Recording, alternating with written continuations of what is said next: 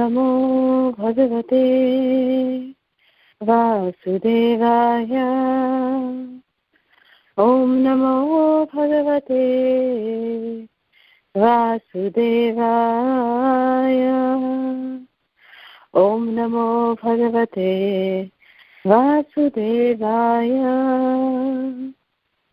Narayanam Namaskrityam Naram Chaiva Narottamam Devyam Saraswatim Vyasam Tato Jayamudiraye Nashtaprayeshu Abhadreshu Nityam Bhagavata Sevaya Bhagavati Uttama Shloke Bhaktir Bhavati Naishtaki Krishnaya Vasudevaya Devaki Nandanaya Cha Nanda Gopa Kumaraya Govindaya Namo Namaha Nama Pankajnabhaya Nama Pankajamalini Nama Pankajanetraya Namaste Pankajandraye Hare Krishna Krishna Krishna Hare Hare Hare Rama Rama Rama Hare Hare. A reading from Srimad Bhagavatam, Canto 10, Chapter 31, entitled The Gopis' Songs of Separation, reading from text 13. Pranata Kamadam Padmajachitam Dharani Mandanam Dhyayamapadi Charana Pankajam Shantamam Chate Ramananastaneshu Arpayadhiham. Translation. Your lotus feet, which are worshipped by Lord Brahma, fulfill the desires of all who bow down to them. They are the ornament of the earth. They give the highest satisfaction, and in times of danger, they are the appropriate object of meditation. O lover, O destroyer of anxiety, please put those lotus feet upon our breasts. Om Jnanatimirandhasya Jnananjana Shalakaya Chakshurunmilitam Yena Tasmai Shri Gurave Namaha Namah Vishnu Padaya Krishna Prishthaya Bhutale Srimate Radhanath Swami Niti Namine Namam Vishnu Padaya Krishna Prishthaya Bhutale Srimate Jaya Pataka Swami Niti Namine Namah Acharya Padaya Nataya Kripa Pradayine Gaura Katha Dhamadaya Nagara Gramatarine Namam Vishnu Padaya Krishna Prishthaya Bhutale Srimate Bhakti Vedanta Swami Niti Namine Namaste Saraswati Devi Gauravani Pracharine Nirvishesha Shunyavadi Paschatya Deshatarine Jai Shri Krishna Chaitanya Prabhu Nityananda Shri Advaita Gadadhar Shivasadi Gaura Bhakta Vrinda Hare Krishna Krishna Krishna Hare Hare Hare Rama Rama Rama Hare Hare. So this was continuing the Nectarian Mellows of Sri Gopi Gita. Today we are on the second last day of the completion of Sri Navadvip Mandal Parikrama. We've been very fortunate that we've been allowed to perform the Navadvip Mandal Parikrama, and tomorrow is the last day of the Parikrama. We actually just got back from the Parikrama. So I was hoping and praying to Mahaprabhu that I don't get late for this class today, because on the road. I don't have any phone facility, nor do I have internet connection. But somehow Mahaprabhu brought us in time for this class so that I can serve and have all of your association. Just 5 minutes before the class, I was able to come inside the house. So we were very fortunate to get your association today on time. And the entire way back from the parikrama, I was meditating what I can speak on this verse today. Because this verse, it is especially talking about the glories of the lotus feet of Sri Krishna. The gopis are very, very beautifully describing the glories of the lotus feet of Sri Krishna. And they're saying, Pranata Kamadam Padmajarchitam, that those who bow down to the Padmajarchitam. Padmaja means it's Lord Brahma, referring to Lord Brahma. So it is said that the lotus feet of Krishna, which is worshipped by Lord Brahma himself, they have the capacity and the capability to fulfill the desires of all who bow down to them. That is the potency of Sri Krishna's lotus feet, that no one is returned empty-handed when one comes in front of the Lord, that all of their desires are immediately fulfilled. It goes on to say, the gopis go on to say, the dharani mandanam dhyeya mapadi, that they are the ornament of the earth. It is explained that Lakshmi Devi, she is the one who is, adept, or she is the acharya, or the one who is the most expert at Pada Sevanam, because she is the one who is always at the lotus feet of Lord Vishnu, serving and massaging the lotus feet of Lord Vishnu. So Pada Sevanam, the perfection achieved by the personality through Pada Sevanam, is actually Lakshmi Devi. But here the gopis are saying that Dharani Mandanam, which means that Dharani means the earth, is ornamenting herself, and she, by the ornaments that are present on Mother Earth, she is decorating the lotus feet of Sri Krishna.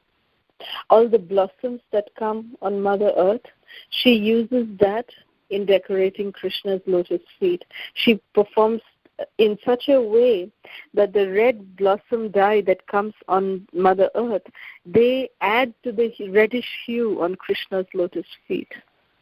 Also, when Krishna walks on Mother Earth, she's the one who makes sure that Krishna, his tender lotus feet, is not too much troubled by the hard surface. So she tries to make it as cushionable as possible for Krishna. So she's the one who is directly tending to every need, every comfort of Krishna's lotus feet. So she's the one who's actually ornamenting Krishna's beautiful transcendental lotus feet. And that is why the gopis are actually mentioning the earth, Dharani, to be even higher than Lakshmi Devi, that the position of Dharani Devi is even more higher than Lakshmi Devi, because the way she is serving and decorating and ornamenting the lotus feet of Sri Krishna. And the gopis go on to say that Charana Pankajam Shanta Mamchate Ramana Nahastaneshu Arpayadhihan, which means that apadi, whenever they are having in any kind of distress, any kind of stressful situation, any kind of difficulty, they have one fixed formula. They just run to the lotus feet of Sri Krishna. They just take shelter of the lotus feet of Krishna in Charana Pankajam. They take the shelter of the lotus feet. And Shamtamam. Shamtamam means it gives the highest of satisfaction. By taking shelter, the way the gopis are, they are telling two things. That first of all, whenever anyone takes shelter of Krishna's lotus feet, that they never returned empty-handed. They always are there. It fulfills all their desires. This is what is said in the first line. The third line, again, is saying that the Charana Pankajam, the lotus feet of the Lord, has such a capacity that Shanta Mamchate, that it fulfills all one's desires, that it gives the highest of satisfaction, that anyone who takes shelter of the lotus feet of Sri Krishna has nothing to complain about. So we can see so much about this aspect by the way that Krishna reciprocated in the life of the Pandavas. The Pandavas were so distressed from the very beginning of their lives. They had one misery after another getting inflicted upon them, right from their childhood. Bhima was poisoned. The Pandavas were led to stay in a house of lac, which was burnt down, and they had to escape into the forest. Then the gambling match, where Yudhishthir Maharaj lost everything, including his brothers. Mother Draupadi was so badly insulted, and after trying to seek shelter from everybody, including her own husbands, who were not able to give any shelter to her, no protection to Mother Draupadi, she finally took shelter and refuge of Krishna. She just raised her hands and called out, "Hey Govinda, hey Krishna." And that is why, immediately as soon as, Draupadi called him out, Krishna immediately came without wasting even a single moment. And he was just there as soon as his dear devotees called him out. He was there to protect them. And in spite of, after saving the integrity of Mother Draupadi, then they had a gambling match by which they actually got exiled into the forest. They lost their kingdom, but in spite of all of this, one day it is explained that when the Pandavas were in the forest, Narad Muni came to pay a visit to them. And they were very blissful. The 5 Pandava brothers, they were very blissful. And even Draupadi, she is the queen of the entire universe, and she was also, just acting like a forest woman. She was just there taking care of everything. And Narad Muni was surprised that how are these 5 Pandava brothers so blissful, even in such, stressful and such austere conditions. So immediately after visiting the Pandavas, it is explained that Narad Muni visited Dwarka. He came to Krishna. And when he came to Krishna, Narad Muni used the word, he said a Sanskrit word which meant that, I don't know, Krishna, what kind of hypnotism you do to your devotees, that they're completely so badly hypnotized by you that even a distressful condition is a source of happiness for them. That so-called distress or happiness does not affect their unconditional love for you. The word used by Narad Muni is Vashikriyate. That, Krishna, what kind of hypnotism have you done upon your devotees that they just are so happy and blissful in every condition that you keep them in? So that is what is the effect of taking shelter of the lotus feet of Krishna, Sharana Pankajam, Shanta Mamchate, that it is the way that we can get the highest satisfaction. And then the gopis are actually begging. The last line, they actually, if you see these verses of the gopis, every verse is actually a prayer. They are directly never expressing their heartfelt desire. If you see each of these verses of the Gopi Gita, they are the first 2-3 lines, they're actually glorifying Krishna, either Krishna's entire body or Krishna's particular features, Krishna's transcendental pastimes, something or the other. They are glorifying. In this case, they're glorifying the lotus feet of Sri Krishna. So the first 3 lines, they're just glorifying Krishna. And then in the end, the last line, they're expressing their heartfelt desire. That what do they desire? That if Krishna is so pleased with their glorification, if Krishna is so pleased with their service attitude, that may he grant their desire. And what is their desire? Their desire is that Ramana Nahastaneshu Arpayadhiham, that we are requesting you, O lover, Ramana. Ramana means one who gives pleasure, Ramana. O lover, O destroyer of anxiety, please put those lotus feet upon our breasts. This is what we are begging of you, Krishna. Please grant this desire. If you are pleased with our service attitude, we are requesting this of you. So this is the prayer, the way that, it is said that how each and every ashtakam that we sing, whether it be Damodar Ashtakam, whether it be Purusha Ashtakam, any ashtakam or any prayer, Vaishnava bhajans you take, we can see this kind of flow, that they actually first glorify the Lord, then they say, that how meek and humble position I have, like the singer should have, and then they express their desire. What is it that they want? Not that, generally what it is that when we, go to the temple, we just pull out our, wish list from our back pocket and say, Dhanam Dehi, Rupam Dehi, Jasham Dehi, this Dehi, that Dehi, give me this, give me that.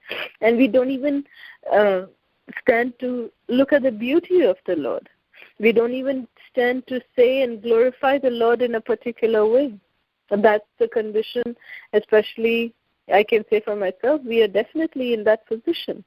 But that is why we actually have these prayers that are given to us by our acharyas, in this case the gopis. They are giving us these prayers, by repeating which we can actually try to imbibe that mood of first glorifying the Supreme Lord, His different features, His different attributes, His different qualities, and then asking for our desire to be fulfilled. So that is the way that we need to pray to the Supreme Personality of Godhead. Now, I just wanted to make a point that the last line here, the gopis are using the word arpaya. Arpaya means please bestow or please place.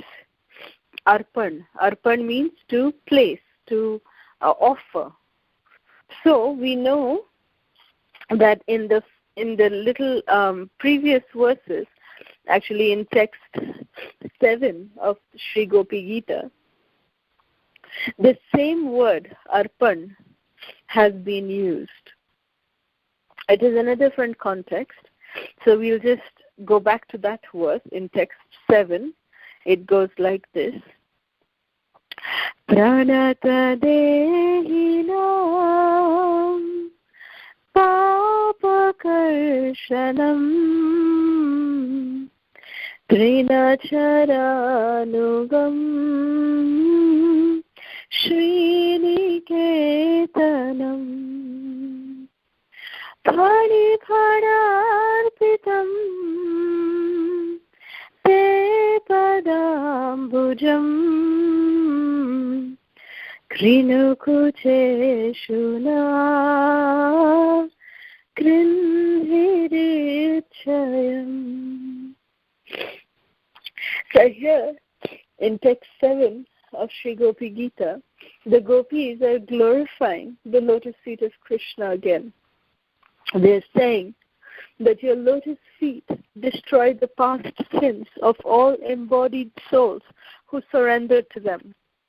Those feet follow after the cows in the pastures and are the eternal abode of the goddess of fortune. Since you once put those feet on the hoods of the great serpent Kaliya, please place them upon our breasts and tear away the lust in our hearts. So here, the gopis are saying that, Krishna, we are here begging you that you please place your lotus feet upon our breasts. We are begging you. From so many times we are just begging you. But there is this serpent, Kaliya, He did not beg to put your lotus feet on his hoods, but you offered your lotus feet on his hoods. Phani phana arpitam. You offered your lotus feet to him. How much mercy you have towards that serpent Kaliya. And what have we done? That we are begging you so much, and still you're not putting your lotus feet upon our breasts. What have we done to deserve this, O Krishna? So this is the complaint of the gopis, that what great deed has Kaliya, the serpent, done to actually deserve your lotus feet upon his hood without even being asked for. And, when this is Mahaprabhu's mercy that us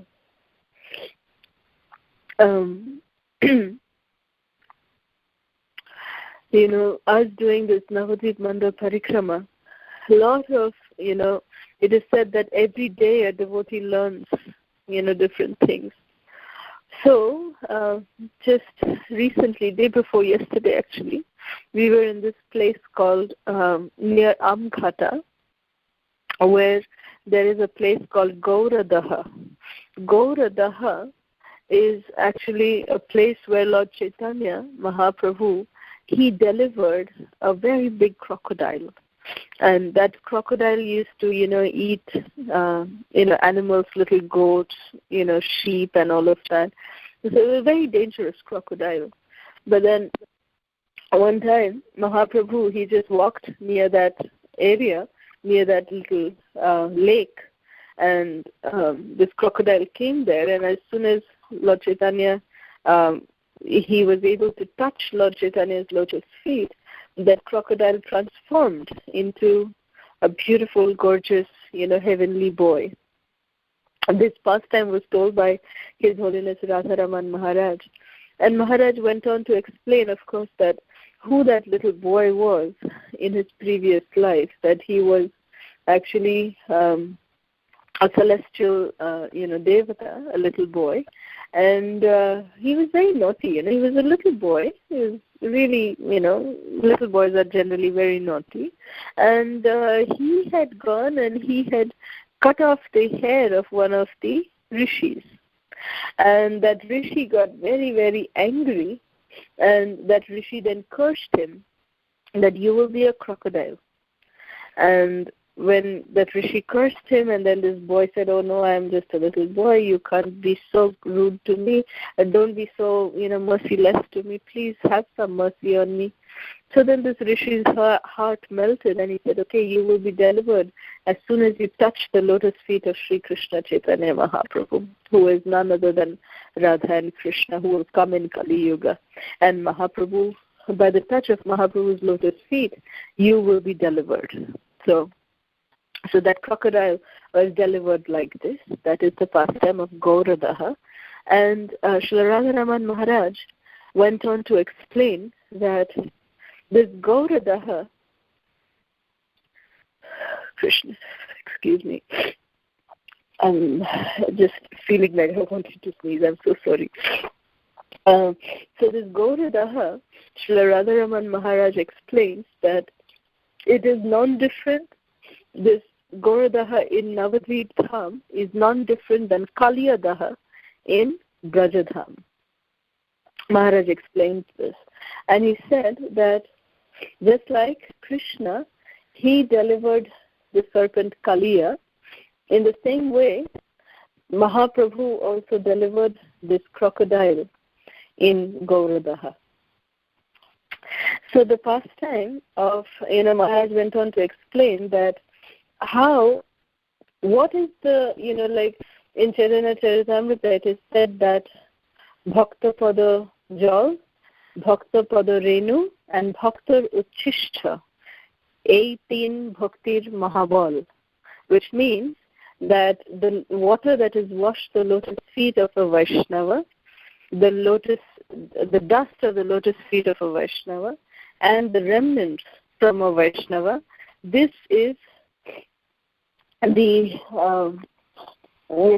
is the strength of a devotee's life. This gives immense strength in a devotee's life. So the Maharaj explains that what great activity had Kaliya done that he got the lotus feet of Krishna on his hood. So Maharaj went on to explain what was the previous life of Kaliya, which was, a wonderful pastime that I had never heard before, and I wanted to share with all of you also. So Maharaj went on to explain that there was once a very, very pious king in Kanchipuram, and this king, he had a very bad stomach disease. He had very loose stomach, so he would have a lot of constipation and too much of stomach issues he had. So he would not be able to eat properly. He would not be able to do anything properly, because he would always have to go to the restroom so many number of times in a day. So one day, Narad Muni visited this king, and when he visited the king welcomed Narad Muni and served him, washed his lotus feet, and served him nice prasadam. And Narad Muni said that, my dear king, you also eat prasad with me. So the king also sat down to eat, but then he immediately felt that he has to go and use the washroom. So the king was very embarrassed, but he couldn't help it because, his disease was such. It was so bad. So he excused himself and he went quickly, finished his business, and he came back. And Narad Muni asked the king that, what happened? Where did you go? So then the king said, oh yeah, my dear Narad Muni, I've been suffering from this, big disease. It doesn't let me do my, any of my duties properly. So I don't know what to do with this.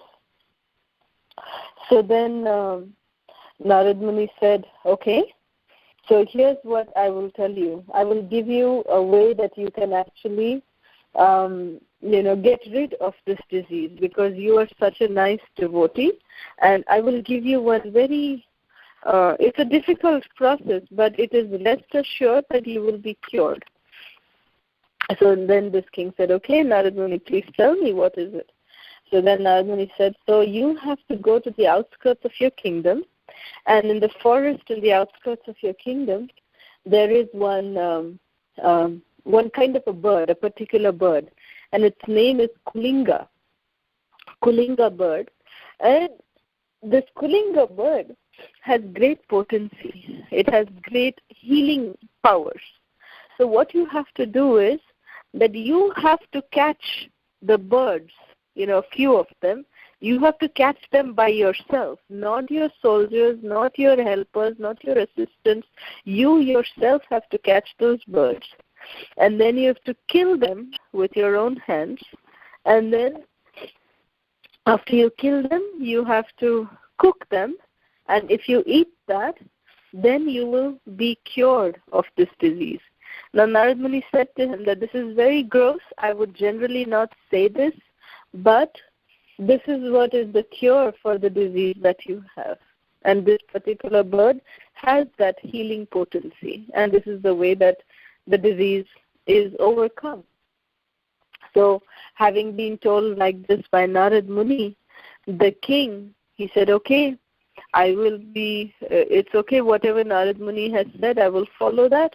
And he went out to the forest. And when he went there, he went for 3 consecutive days, because whenever he would go and he would try to catch the birds would fly away. So he went there first day, second day, third day, and he was very unsuccessful. He was not able to catch even one single bird. And he had told his ministers and his soldiers that nobody is going to help me.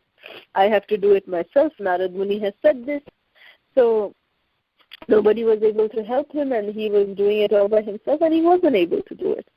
So then one of his ministers, very elderly minister, he said to Narad Muni, he said to the king, that my dear king, I will advise you that why don't you take on the garb or the disguise of a Vaishnava?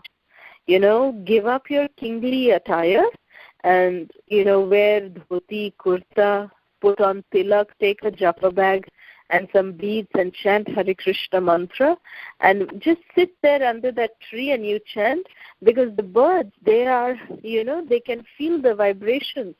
So when they know that, there will be no harm from you, they will wander around nearby you. Because right now they're seeing you in this kingly attire, they're seeing you with a bow and arrow and with big sword. That's why with their fright, they're actually running away. They're flying away from you. But if you, become non-threatening towards them, then they will also, wander around you and you can easily catch them. So the king said, oh, wow, great idea. Okay, I will do that. So the king immediately, he put on, the dress of a Vaishnava, he put on Vaishnava tilak, and then he took his beads and he started chanting Hare Krishna Mahamantra, Hare Krishna, Krishna Krishna, Hare Hare, Hare Ram, Ram Ram, Hare Hare, below the tree. And when he started doing that, the birds, they all started flocking near him. They started coming near him because they felt no threat from this particular personality. And then immediately the king just opened his eyes when the birds were very nearby him, and he just gathered some of them. He just caught some of them immediately. And as soon as he caught them, the king looked into the eyes of these Kulinga birds. And the Kulinga birds were looking into the eyes of the king. And the king had an immediate transformation of his heart, and he said that, oh Krishna, how can I do this? These birds, just because I took on this garb of a Vaishnava, these birds, they felt completely non-threatened by me. So I don't have the heart to kill them at all. I would rather keep this disease with me, but I don't have the heart to kill them. No, I cannot do this.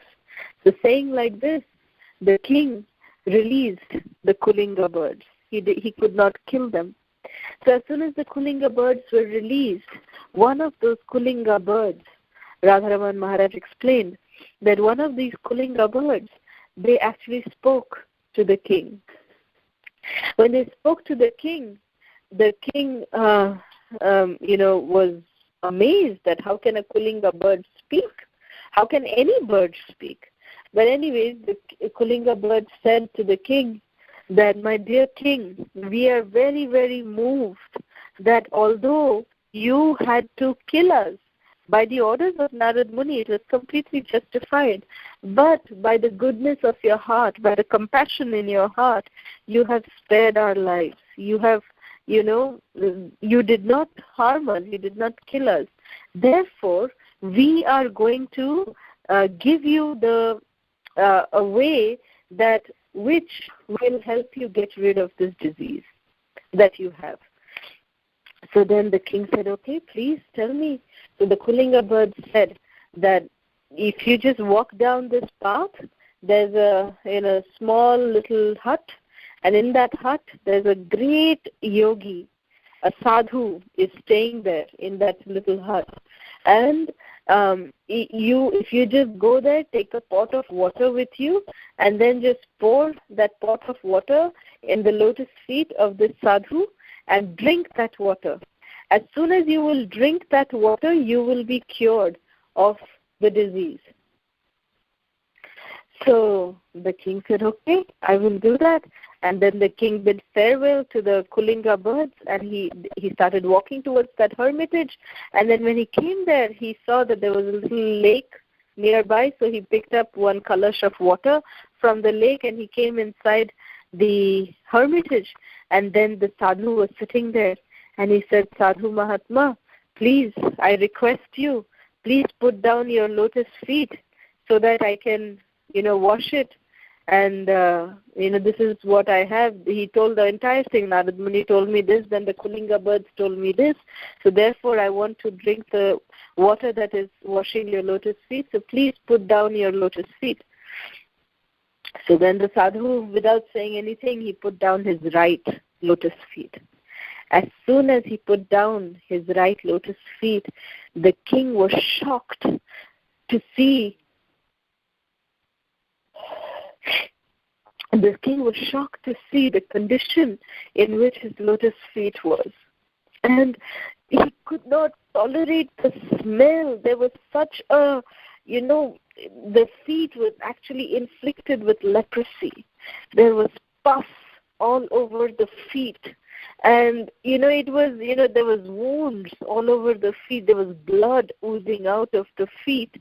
And, the smell that was coming out, it was as if the entire jungle was filled with the bad smell from that feet.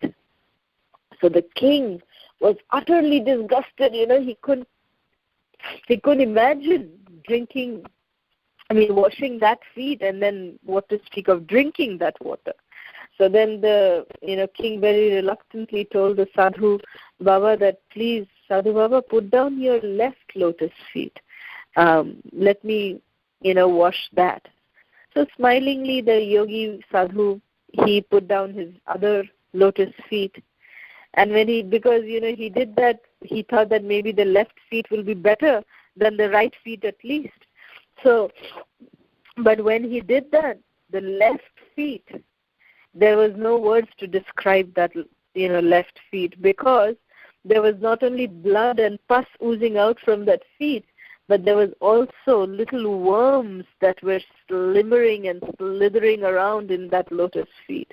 And, all over the wounds there was blood, and there was these worms that were just, moving around and slithering around. And there was, it was a ghastly sight. And, and now he couldn't even say that, okay, now I'll go back to the right feet. At least there was no worms in that feet. But now he couldn't say that, because the yogi might feel bad, the Sadhu Baba might feel bad. So then somehow or the other, he said, there's no way I can drink this water, but he just washed the left feet of the Sadhu.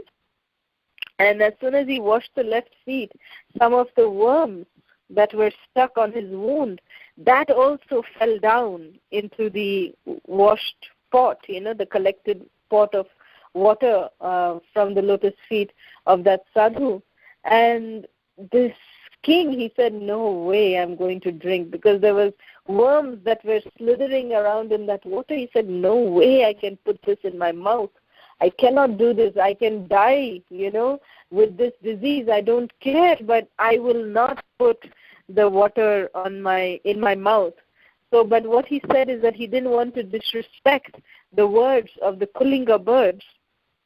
So he just took that water that washed the lotus feet of that Sadhu, and he just put it on his head. He just sprinkled that water on his head.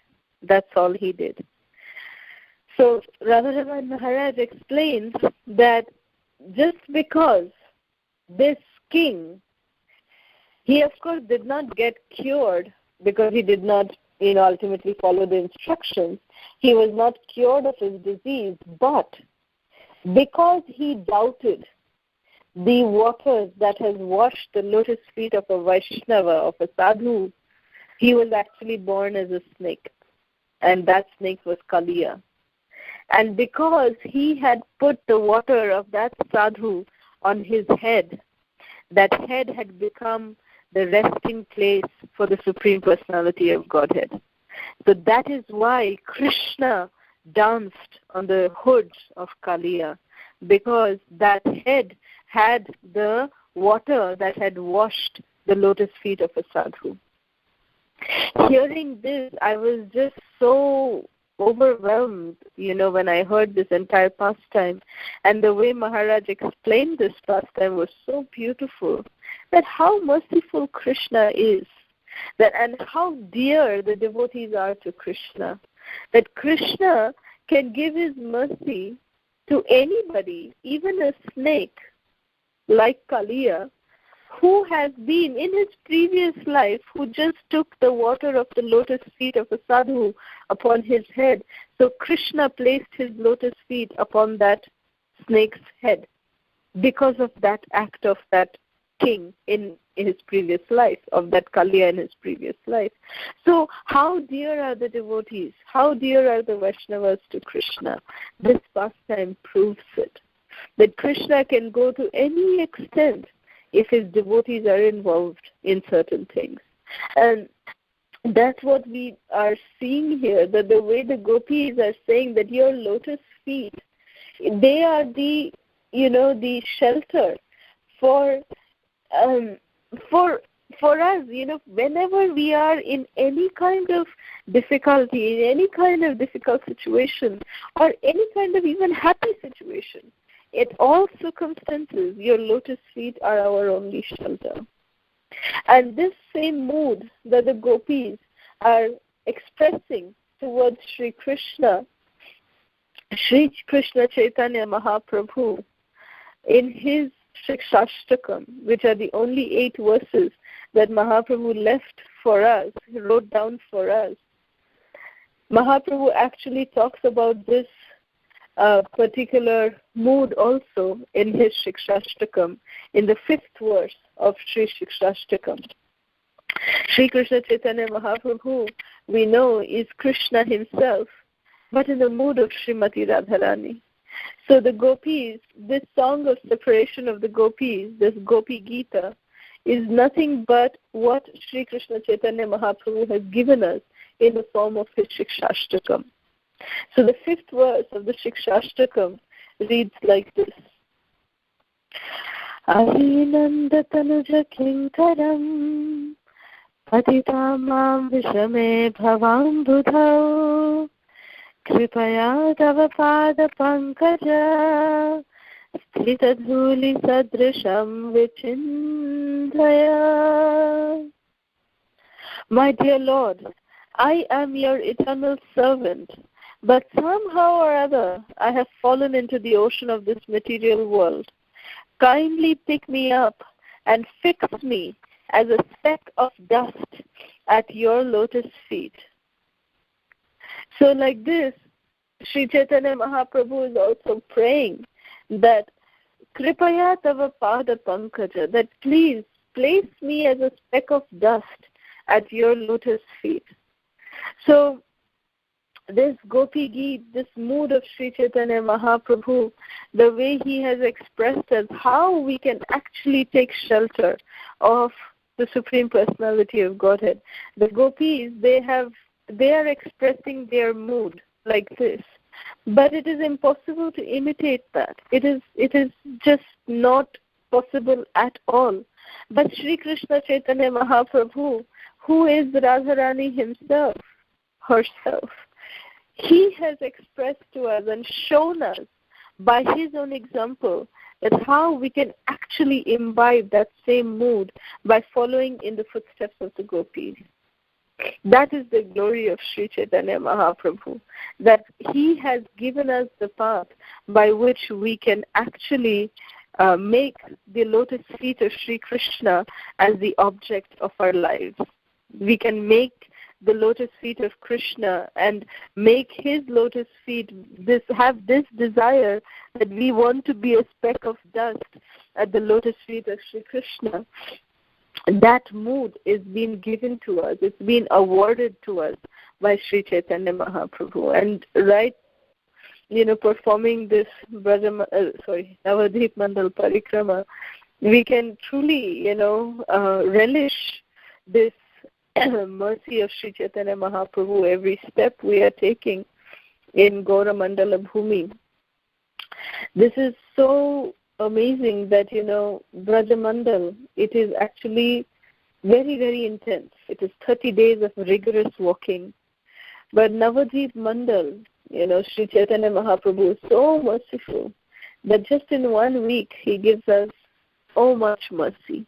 So much mercy that even if we try to take it with both our hands, it is not enough. There is mercy even what we can't even accept that much mercy. We don't even forget about deserving. We don't even deserve that kind of mercy. And even if we cannot even accept that amount of mercy. The way Sri Chaitanya Mahaprabhu is just pouring down his mercy upon us. So it's just been, amazingly nectarian. So just wanted to share some of the things that are in context to this particular verse that we read today. So I will end here. If there's any questions or comments, we can take that now.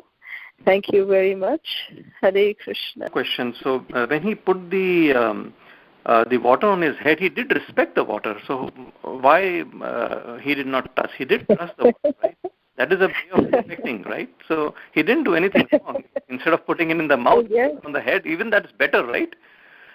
So that was... Well, he was asked to drink. And he was asked to drink that water, Bhakta Pada Jal. The water that has washed the lotus feet of the devotee, we are supposed to drink that water and place it on our head. But he disrespected that water in the sense that he felt, he said that, I can't, I just can't drink this water, but all I can do is just put it on my head. So, yes, he did give respect to that water, and that is why Krishna danced on his head, on his hood. But imagine if he would have actually drank that water, he would have actually gone back home, back to God, and not even become Kaliya and enjoyed with Krishna. So when we go to Radha Kund and Sham Kund, we put the water on our heads only. We don't drink that, right? Well, yes, we are supposed to be drinking that water, but many devotees, because they tend to get very sick after drinking the water because it is really contaminated water, they do that, they don't drink it. But if you just take one drop and put it in your tongue, there's nothing wrong. You won't get sick with just one drop of water. So that's what we all do, that we just take at least one drop of water and just put it on our tongue. And then the rest, because we take bath in the waters of Radha Kund. And that's the way we respect every single kunda in Vrindavan or the Yamuna, everywhere, So we just take one drop of water and put it on our tongue. Okay. Thank you, Mataji. Thank you. Yeah, Hare Krishna Mataji, I also have the question, like when we go to Radha Kunda, Shampunda, so should we take the dip in the water or just put the water on our head? Because it is said that we should take bath in the waters of Radha Kund, because that's how Sri Chaitanya Mahaprabhu taught us. But there is a way that we should take part in the waters of Radha Kund. It is explained that we should never sport or frolic or swim in the waters of Radha Kund. We should be very respectful because it is liquid Radharani. It is a liquid form of Srimati Radharani. So we should be very, very respectful when we enter the waters of Radha Kund. And when we enter the waters of Radha Kund, there is a specific pranam mantra that Sri Chaitanya Mahaprabhu has given, that we should chant and recite that mantra, which is Yasya Radha Priya Vishnus Tasyam Kundam Priyam Tatha Sarva Gopisha Saivaika Vishnur Atyanta Vallabha. So when we say this mantra, we should just take 3 dips into the water of Radha Kund and then pour the waters of Radha Kund back, like take in our palms and then pour it back, offering like a tarpana. And then come out of the waters of Radha Kund, enter the waters of Sham Kund in the same way, take 3 dips there, and then come back again, back to Radha Kund and take 3 dips back again in Radha Kund. So this is how we complete our bath in Radha Kund. And this is how Sri Chaitanya Mahaprabhu taught us. And this is how our acharyas, our current Guru Vargas, they have taught us. And that's how we do it.